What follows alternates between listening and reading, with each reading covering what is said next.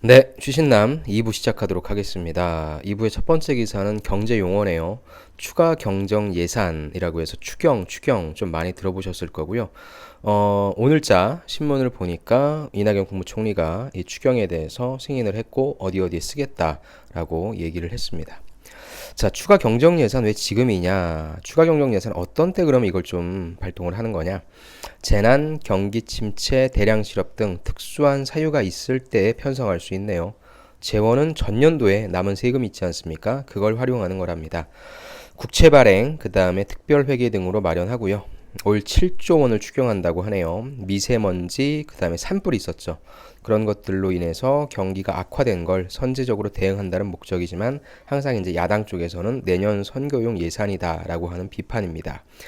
그래서 추경 예산이란 무엇인가, 편성되는 사유는 구체적으로 어떤 것들이 있는가, 재원은 어떤 것들이 마련되고 있고, 그 다음에 현재 정부가 추진하고 있는 규모는 어느 정도인지에 대해서 나와 있으니까 여러분들께서 한번 읽어보시면 추경에 대해서 조금 더 이해하실 수 있을 겁니다. 두 번째 기사 볼게요. 바로 토론 면접이죠. 토론 면접 이슈는 제가 정리를 다 해놨습니다. 그래서 이제 여러분들 면접 시즌이니까 토론 면접의 주제들 관련해서 한 번쯤 소개시켜 드리도록 하겠습니다. 오늘 나온 거는 바로 종부세의 과세 기준 상향 조정입니다. 종부세가 뭔지는 아시죠? 종합부동산세고요. 사실 이 세금을 낸다라고 하면은 너는 좀 부자구나, 너 잘 사는구나 라는 그러한 어떤 프레임에 조금 씌울 수 있는 것이죠. 근데 이 종부세가 이번에 과세표준 같은 경우에 좀 너무 높게 나와서 종부세에 해당되는 주택들이 더 많아졌다는 거죠. 국민들의 입장에서는 세금을 많이 낸다라고 하면 당연히 싫어할 수밖에 없으니까 이제 이 종부세를 매기는 과세 기준, 즉 얼마 주택부터 그럼 넌 종부세 대상이다 아니다라고 하는 거에 대한 기준을 세울 거 아닙니까? 그 기준이 너무 낮았다. 이걸 올리자라고 하는 상향 조정에 관련된 얘기입니다. 그래서 여기 보시면 과세 표준인 고가주택, 그러면 얼마를 고가주택으로 볼 거냐? 바로 9억 원을 볼 거다라고 하는 것이죠.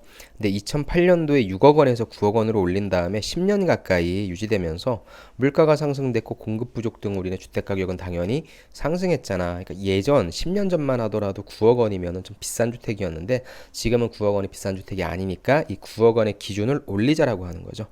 찬성 쪽엔 역시 우리 권대중 교수님, 시장 친화적인 분이시죠. 고가주택 기준이 현실성이 없다. 물가 상승을 고려해 조정해야 된다라고 해서 인상해야 된다. 기준을 찬성 입장이고요. 반대 입장 같은 경우에는 김유찬 조세재정연구원장이시네요. 현 보유세 부담 크지 않은 편이다. 그러니까 실질적으로는 많이 내고 있는 사람들이 많지도 않고 그 다음에 낸다 하더라도 충분히 부담할 수 있는 수준이니까 일단은 이 수준 그대로 가서 공시가격이 현실화가 우선되어야 된다라는 부분입니다. 그렇게 해서 두 분이 좀 찬반의 입장이긴 한데 우리들의 입장에서는 이거 굉장히 좋죠. 특히 이런 거 같은 경우에는 사실 LH라든지 아니면 건설사라든지 이런 데에서 토론 면접 주제로 놓으면 아주 좋죠. 자, 다음 시금입니다. 미래의 식당, 미리 땡땡땡임이라고 합니다. 그래서 시금산업, 미래의 식당은 미리 뭐 하는 겁니까? 맛본다라고 하네요. 좀 어렵네요, 동그라미가. 자, 미래의 식당은 미리 맛보는 곳이다. 콘서트처럼 티켓을 예약하는 저녁이래요. 맥주 따라주듯 서빙하는 테커피, 이건 있죠. 미국 전역에서 미래 레스토랑을 실험한다. 주방을 공유하는 키친 유나이티드, 이건 우리나라에도 있죠. 위쿡. 그다음에 푸드코트를 재해석한 프랭클린 홀, 아침 메뉴를 종일 파는 에그헤드. 자, 요 사진은 뭐냐면 미국 캘리포니아주 펠로엘토에 위치한 한식 레스토랑 마음은 구본응 포메이션 그룹 대표가 설립했다라고 하네요. 테이블이 하나래요. 철저하게 예약제래요. 마치 콘서트 공연에 미리 티켓을 사서 보듯 저녁을 즐길 수 있다라고 하네요. 요거만 좀 읽어볼게요. 요 사진이 관련된 거니까. 자, 여기가 레스토랑입니다. 마침 셰프님이 오늘 저녁을 준비하고 있네요. 라고 얘기해서 스탠퍼드대로 진입하는 도로에 있어서 페이스북 등 수많은 스타기업 본사가 있는 곳인데 스타트업 외에도 실험형 유통 매장, 레스토랑이 굉장히 질비하다고 하네요. 마음도 그 중에 하나라고 얘기를 하고요. 콘서트 같은 다이닝 경험을 제공하는 마음이라고 하네요. 또 아까도 말씀드린 것처럼 물리적 레스토랑 없이 배달 전문으로 공유 주방을 만드는 키친 유나이티드 뭐 등등이 있다라고 하는데 이건 사실 여기 보이는 것처럼 글로벌 트렌드라고 해서 매일경제가 매주 목요일마다 이런 글로벌 트렌드를 좀 소개하고 있거든요. 그래서 시금 쪽을 지원하시는 분들, 프랜차이즈를 지원하시는 분들 쪽은 이 기사 좀 보시면서 인사이트를 얻으시면 좋을 것 같네요.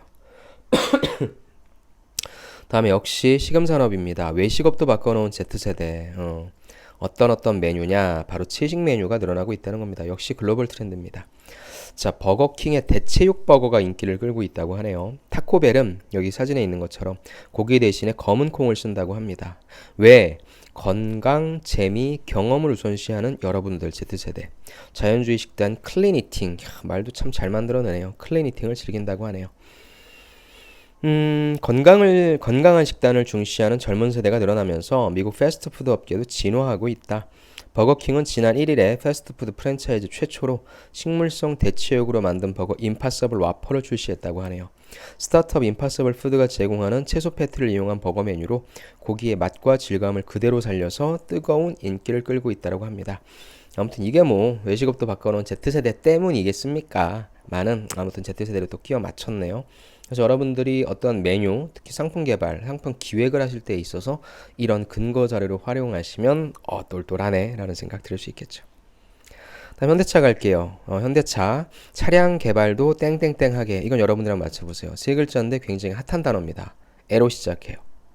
그렇죠. 바로 에자일하게입니다. 현대차 차량 개발도 에자일하게. 남양연구소 PM 중심 재편이네요. 요거 볼게요. 지난해 9월 취임해서 조직 문화를 유연하게 바꾸는 에자일 경영에 시동을 건 정의성 현대차 그룹 수석 부회장이 연구소를 효율적 조직으로 만들고 신차 출시 주기도 앞당기겠다는 전략으로 풀이된다. 그래서 어떻게 할 거냐? 차량 개발 전반을 총괄하는 남양연구소의 PM 조직의 역할을 강화하는 등 대대적인 조직 개편에 착수할 예정이다. 여러 부서가 협력해야 하는 차량 개발 과정에서 PM한테 힘을 실어 관례적으로 들어가는 불필요한 과정을 과감히 덜어내겠다는 것이다. 이렇게 해야 고객의 요구에 부응하는 차를 빠르게 기민하게 만들 가능성이 커진다는 판단에 따른 것이다 라고 얘기해서 PM 조직을 에자일 조직으로 만든다라고 하니까 에자일이 무슨 말인지 모르시는 분들은 안 계시겠죠? 한번 찾아보시고요. 에자일 경영에 좀 한번 화두가 된 적이 있었고요. 지금 또 이 에자일 경영에 다시 한번 또 약간의 바람이 부는 것 같습니다. 그런 관점에서 한번 봐주시죠. 다음 삼성전자입니다. 보폭 넓히는 땡땡 하려다가 하만으로 했습니다. 전장 쪽이라는 거겠죠. 자, 보폭을 넓히는 하만, 삼성 구조투자원의 결실을 맺는다. 삼성 하만 공동 개발한 디지털 콕핏, 중국 전기차 등에 잇따라 공급 계약, 하만 작년 1분기 이후에 계속적으로 흑자 행진을 하고 있다. 미래 먹거리 전장 성과 가시아, 그리고 LG전자 쪽에서도 계속 전장 쪽 계속 신규 먹거리 창출해내고 있다라고 하는 전장 쪽에 있어서의 모습들을 얘기해주고 있죠. 사진 보면 삼성전자와 하만이 공동 개발한 디지털 콕핏이라고 하네요. 디지털 콕핏이라고 하는 것은 차량 상태, 운행 관련 정보를 모두 디스플레이로 보여주고 있다라고 하는 겁니다. 그래서 삼성의 하만이 새로운 이제 효자가 되고 있다라고 하는 내용이니까 어떤 내용인지 좀 여러분들이 좀 보시고요. 어느 쪽에 있어서의 요거 볼까요? 하만의 전장 기술과 삼성의 IT가 시너지를 내고 있다는 평가가 나온다. 디지털 콕핏이라고 하는 것은 삼성 디스플레이의 OLED 디스플레이 기술을 적용한 화면을 통해 다양한 정보를 전달할 수 있다는 거죠. 또 삼성전자의 AI 플랫폼인 뉴 빅스비를 탑재해 차내에서 앱을 활용해서 집안에 있는 가전을 제어하거나 집에서 차량을 제어하는 일이 가능하기 때문이다 라고 해서 하만이 앞으로 더욱더 커나갈 수밖에 없겠죠. 삼성과의 시너지를 발휘할 수밖에 없겠죠. 그런 관점에서 좀 봐주시기 바랍니다. 다음에 31번 이마트 기사네요. 땡땡만 바꿨는데 매출이 쑥 올라갔대요. 뭘 바꿨을까요? 이마트에서. 바로 진열이라고 합니다. 소고기 옆에 와인 넣고 맥주 옆에 소시지 넣고 이렇게 진열만 바꿨는데 매출이 쑥 올랐다 해서 여러분들이 예전에 제가 마트 지원하는 분들한테 꼭 얘기한 게 상품이 어떤 매대에 어떤 식으로 구성되어 있는지, 즉 그 상품이 어디 위치했다라는 것이 아니라 주변에 무엇들이 있는지까지 좀 보라고 했었거든요. 그런 관점인 거죠. 이마트 2종 상품 연관 진열 큰 효과, 주류와 육류 함께 구매 경향 고려해서 같이 사면 값도 깎아주면서 세트 구매가 붐이다. 조개, 버섯, 한우, 삼합 진열도 인기다. 연계 할인 제공에 쇼핑 재미까지 더한다 라는 겁니다.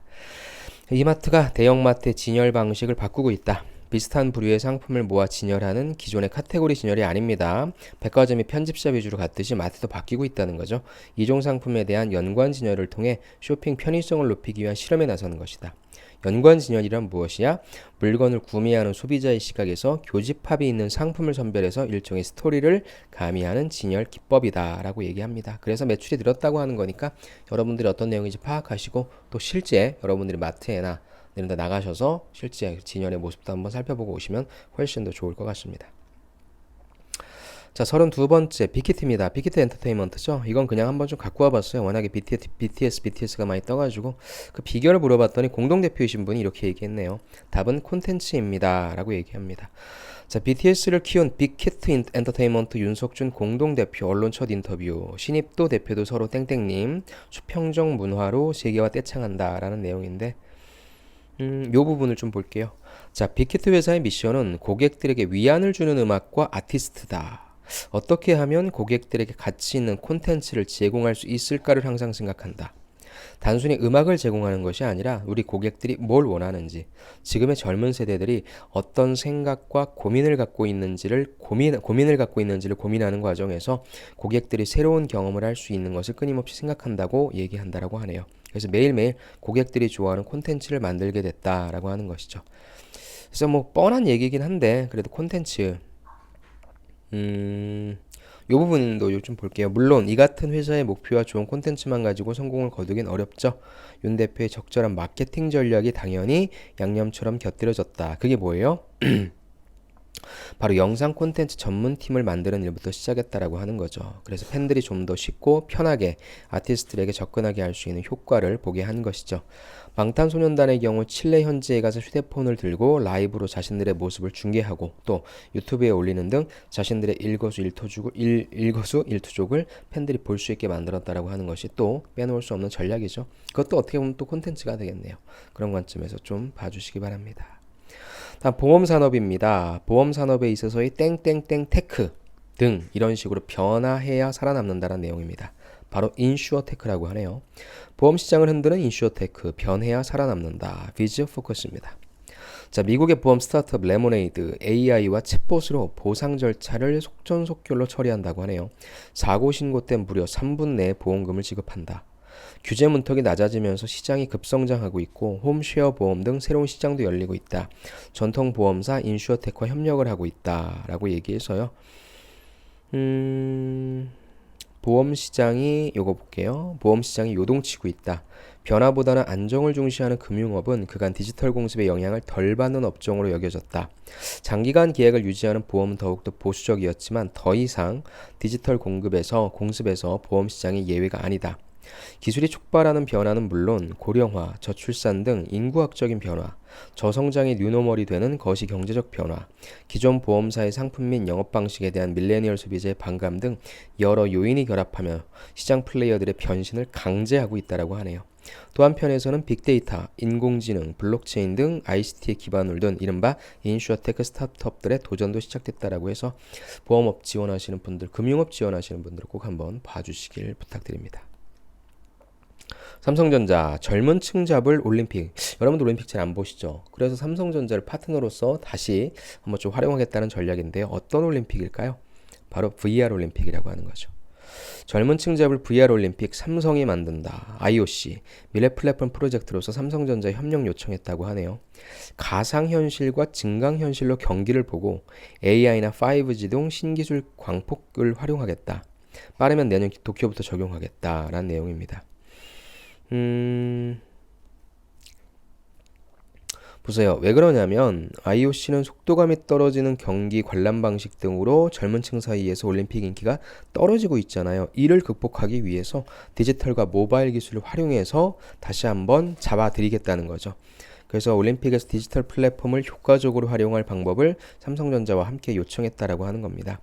예를 들어서 올림픽 중계를 TV가 아닌 스마트폰으로 효과적으로 즐길 수 있도록 하는 방안, 아니면 삼성전자가 공급한 단말기로 경기장에서 좀 더 실감나게 관람할 수 있는 방법, 굉장히 재밌겠네요. 삼성전자 기술을 바탕으로 올림픽을 조금 더 새롭게 재미있게 즐길 수 있는 것들을 만들어내기 위한 하나의 또 방안이네요. 좋은 것 같습니다. 금융산업, 자, 토스는 땡땡 팔고 그 다음에 카드사는 땡땡 결제 도입한다. 아무래도 상호 좀 반대되는 얘기를 하겠죠. 자, 토스는 보험을 팔고요. 카드사는 QR 결제 도입한다고 하네요. 간편 결제 전쟁 지용도라고 해서요. 간편 결제로 인해서 지금 금융 산업들이 지금 지각 변동이 일어나고 있죠. 그런 내용입니다. 핀테크라든지 메신저 진영 앞장서서 증권, 보험 등 사업 확장을 주도하고 있다. 기업발 삼성페이, 빅히트의 유통사는 멤버십 바코드 결제까지. 소비자들 선택권은 넓어졌고요. 차별화된 콘텐츠가 경쟁력이다라고 해서 페이 전쟁입니다. 그래서 뭐 정부 공공의 제로페이, 포털 메신저의 네이버페이, 카카오페이, 핀테크의 토스죠.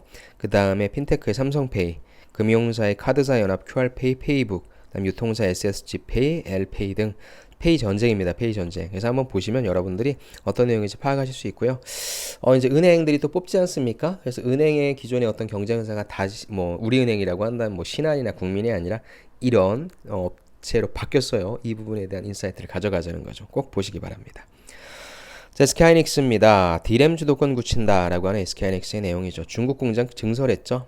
우시에 9,500억 들여서 완공했고요. 생산 능력 1.3배 늘리고 미세 공정 높여서 최태원식의 공격 경영 시도다. 지금 반도체 업황이 좋지 못한데 위기를 기회로 바꾸겠다는 선제 투자의 내용이니까 SK하이닉스의 내용 한번 이제 면접 보시고 계시죠, 여러분들. 지원하실 때 이 기사도 한번 꼭 보고 가시기 바랍니다. 다음 LG전자 질주하는 올레드 TV 어디에서 돌풍일까요? 바로 일본에서 돌풍이라고 합니다. 자, 일본이 외국산 전자제품의 무덤이라고 하네요. 하지만 도쿄의 아키하바라 전자상가를 가보니까 프리미엄 TV 올레드가 장악했다. 매장마다 전시 공간 늘려서 올레드 TV는 LG에서 시작한다라고 하는 한국 브랜드의 위상을 높였다. 일본이 참 우리나라 제품들이 안 팔리는 곳으로 유명한데 굉장히 좀 잘 나가고 있다라고 하네요. LCD에 비해 가격이 비싼데도 불구하고 작년 이후에 고객들이 화질, 기술력에 주목해 OLED 제품을 문의하는 사례가 늘고 있다라고 얘기하고 있고요. 일본에서 작년 이후에 OLED 제품 인기가 높아지고 있는데 뛰어난 화질, 그 다음에 얇은 패널 두께, 그 다음에 휠 수 있는 특성 등 OLED 장점에 주목하고 이를 프리미엄 제품군으로 육성하며 라인업과 판매 비중을 늘리고 있다라고 해서 소니가 1등이고요. LG전자가 2등까지 되네요. 대단하네요. LG 역시 가전은 LG인가요? 좋네요. 다음 네이버입니다. 땡땡땡땡 2배로 아마존과 맞짱 뜬다. 자, 네이버가 아마존과 맞짱 뜰 수 있는 거는 한 분야죠. 네 글자 클로 시작합니다. 정답은 클라우드겠죠.